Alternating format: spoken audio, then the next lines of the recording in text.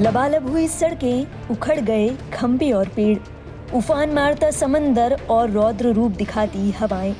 ये तस्वीरें दिखने में ही इतनी खौफनाक लगती है तो जरा उन लोगों के बारे में सोचिए जो इसके चश्मदीद रहे। वो लोग जिनके भारी बाढ़ के कारण घर उजड़ गए, जिन्हें 2 वक्त के खाने के लिए राहत कैंप की मदद लेनी पड़ रही है, और वो भी जिन्होंने काल बनकर आए फेंगल तूफान के चलते अपनों को खो दिया। तमिलनाडु और पौंडीचेरी में चक्रवात फेंगल भारी तबाही लेकर आया। इस तूफान ने कैसा कोहराम मचाया, इसे बयां करने के लिए ये तस्वीरें ही काफी हैं। तमिलनाडु और पौंडीचेरी में चक्रवात फेंगल के चलते तेज बारिश का दौर जारी है। मौसम विभाग ने सोमवार को भी तमिलनाडु में भारी बारिश को लेकर अलर्ट जारी किया है। हालांकि मौसम विभाग ने रविवार को तूफान के कमजोर पड़ने का अंदेशा दिया था और ऐसा हुआ भी। हालांकि तमिलनाडु के अंदरूनी इलाकों में अगले 24 घंटे में मध्यम से भारी बारिश होने की संभावना जताई गई है। चक्रवात फेंगल तमिलनाडु के लिए भारी तबाही लेकर आया। मूसलाधार बारिश के कारण तमिलनाडु के तिरुवनमलई में लैंडस्लाइड हुआ, जिसकी वजह से मलबे में एक परिवार के 7 लोग फंस गए।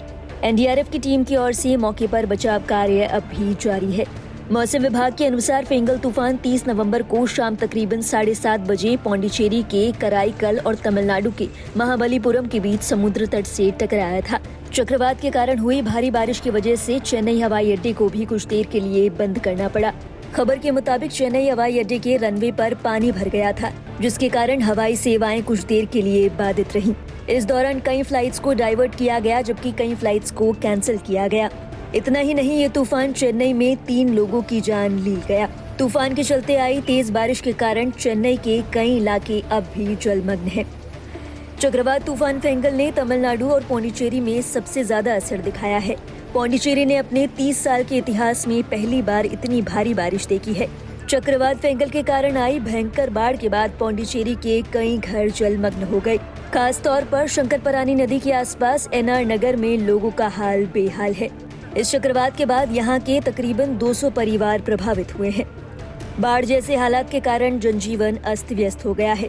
सेना के जवान लगातार रेस्क्यू ऑपरेशन में जुटे हैं। 200 लोगों को सुरक्षित स्थान पर पहुंचाया गया है और तकरीबन 1000 लोगों को राहत शिविरों में पहुंचाया गया है।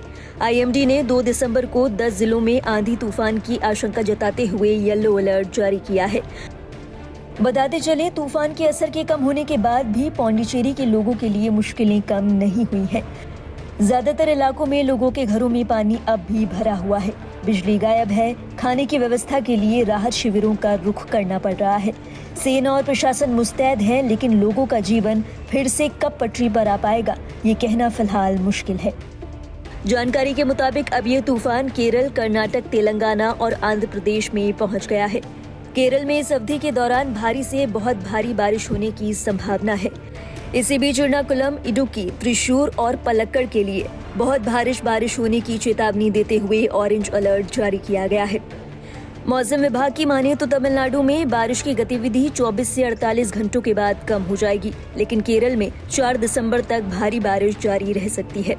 फिलहाल मौसम विभाग की ओर से निवासियों को, विशेष रूप से तटीय क्षेत्रों में रहने वाले लोगों को सतर्क रहने और किसी भी संभावित बाढ़ या अन्य मौसम संबंधी खतरों से बचने के लिए आवश्यक सावधानी बरतने की सलाह दी गई है। बात करें तमिलनाडु के कृष्णागिरी की, तो यहाँ भी भारी बारिश के कारण बस स्टैंड पर बाढ़ जैसे हालात हो गए। भारी बारिश के कारण यहाँ पर पासी की झील की ओवरफ्लो होने की वजह से सड़क पर खड़ी गाड़ियाँ बह गई।